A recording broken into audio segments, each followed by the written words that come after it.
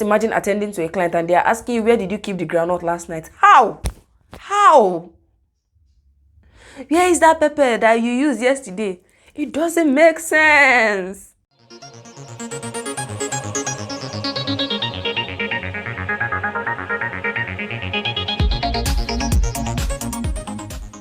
Hi loves, welcome back to my channel. My name is Uche of The Evolving Woman, and this is the #1 channel for fashion entrepreneurs.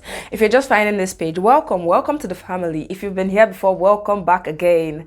Don't forget to hit the subscribe button and to turn on post notification so you don't miss out on any of the goodies we have on this channel. So today we're going to be talking about the do's and don'ts of running a fashion business from home. So you know that in this last video we talked about how it's okay to actually start your fashion business from home. If you've not seen that video, please go check it out. It's some of the things to note in running a fashion business. We talked about how it's okay to run your fashion business from home. So today we're going to go a little bit deeper into the do's and the don'ts of running your fashion business from home, because it's very easy to act unprofessional just because you're running your fashion business from home. So today I'm bringing you some tips that will help you still maintain your professional vibes and retain your brand's integrity even while running your business from home. So let's get right into it. The very first tip I'm going to share is that in as much as you're working from home, you should set the time you're going to work. So if you say your brand is open from 8 a.m. to 6 p.m., when you wake up in the morning, you have to prepare like you're actually going to your office and make sure to be at work by 8. Once it's 8, you get into your work mode and you do all the things you have to do, regardless of the fact that you're at home. Now, one of the things this is going to help you with is that everybody around you, especially if you live with like your family and stuff, everybody is going to know that, okay, from 8 to 6, this girl is not in this house, even if she's in this house. This guy is not in this house, even if he's in this house. So you need to actually set your time and let it known. And you that set the time has to be strict with it. Because if you play with your time, other people are going to play with your time. Just imagine it being, let's say, past 12, you're in the middle of doing something about your business, and they're calling you from the house to come do something. But if they've already known that from 8 till 6, she's not available, and you keep at it like that, then it's going to work for you. Also, another reason why you need to set a particular time is very easy to oversleep. It's very easy to just feel lazy and not, I will do it later. I can't be stressed. I will go later. Before you know, it's past 12. Before you know, it's 3 p.m. and you've not done anything for your business for the day. So you need to actually be strict. Think of the fact that, oh, I'm going to office, and act like it. Something else is the ability to overwork yourself. You know, especially if you're sewing yourself, your sewing machine, your work equipment, everything is there with you. So it's easy to be like, 6 p.m., let me just go and sew this same line. And you know those, let me just go and sew this same line always end up like running into 4 hours, 5 hours. So try as much as possible. Once it's 6, I'm done for the day. Close your work and go.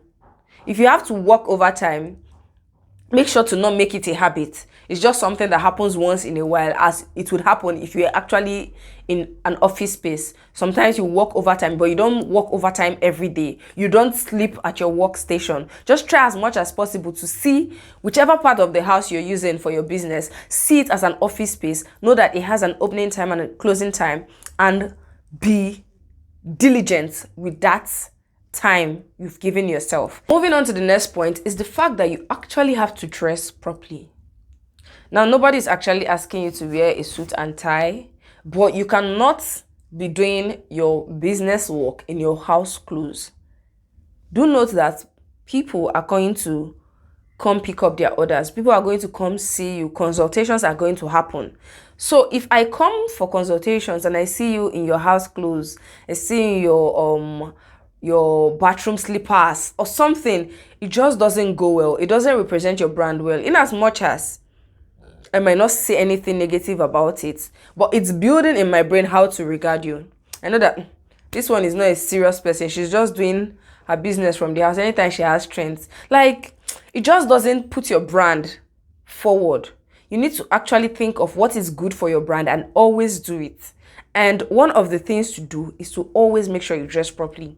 That's why when you wake up in the morning, you dress up for work as if you're going to work. You know, when you're leaving the house, there's no way you're going to wear your house clothes out of the house. Now, just do that same thing. That place you're going to, that room you're going to do your work, it's another building entirely in your mind. You walk with that mindset, and you see that when people come to see you, they will always meet you looking organized, looking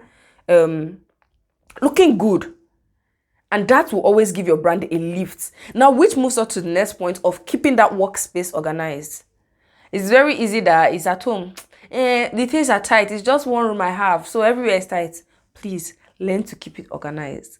Just imagine that I come to pick up my dress and you have to be removing fabrics from the chair for me. You have to be, oh, let me just sweep out this place. Sorry. We know you are managing, but please just try as much as possible to keep your workspace organized, so that when people come, at least your workspace looks organized. It looks presentable. It's not when we come, we'll not be seeing one cobweb somewhere. Because please, how about, please.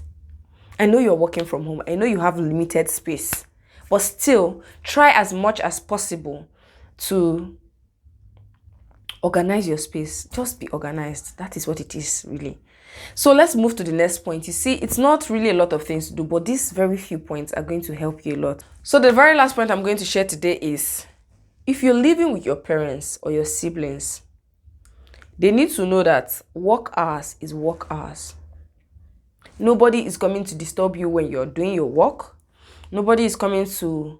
I know it might be difficult in African homes because your parents are the lords over the home, but you actually need to let these people know that this is my business. If you're going to support me, supporting me means that you allow me to do my work when I have to do it and not interrupt me. Just imagine attending to a client and they are asking you, where did you keep the groundnut last night? How? Where is that pepper that you used yesterday?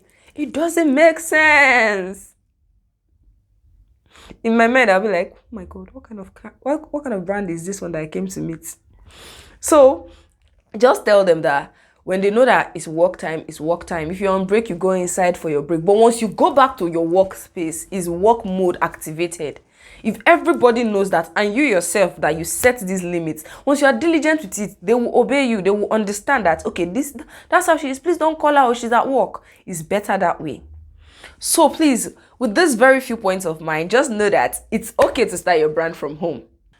So the very last tip I'm going to give today is that you should save up for your rent. I know you're not paying rent, love. I know you're not paying rent now, but you have to pay rent later. You have to move out later. You have to build your own space later. How will you do that? You have to save up. In your pricing, include the cost of your rent. Always include the cost of your rent. Each outfit has a quota to contribute to your rent.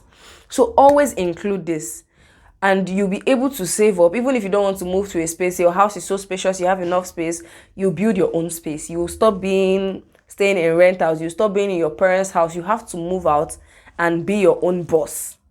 So you have to always save up for that. So let's run over the tips again. 1, make sure to set your work time and be diligent with it. Set your working, starting and closing time. Don't go to work late. Don't overwork yourself. Number 2, make sure to dress properly so that when people come to pick up or for consultations, you will look presentable. Number 3, keep your workspace organized at all times. Number 4 is to set boundaries with your siblings or your parents if you're working in a space where you live with them. And the very final one is to save up for your rent. Guys, you can start your business from home. You can stay at home for 2 years before you rent your space, and it's fine. Nobody will judge you for it. It's a starting point. You don't just up and go and open a business. So if you have all these things set in place, you find out that it's actually really easy for you to grow your business, for your brand to kickstart. Don't say, I cannot start my brand yet, I'm still at home. You're at home. Start from home and gradually you'll move out. So I hope this has answered all your questions. If you have any question on starting your brand from home, if you have anything you want to discuss about starting your fashion brand from home, please leave in the comment section. Don't forget to share this video. Don't forget to subscribe, turn on post notification, and invite all your village people to this channel. Tell all your fashion entrepreneur friends that there is a channel I've found, and this channel is giving you awesome tips on how to run your fashion business. And until next time, guys, kisses. Now, in today's video, we're going to be talking about the do's and don'ts of starting Now in today's video, we're going to be talking about the do's and don'ts of running your fashion business.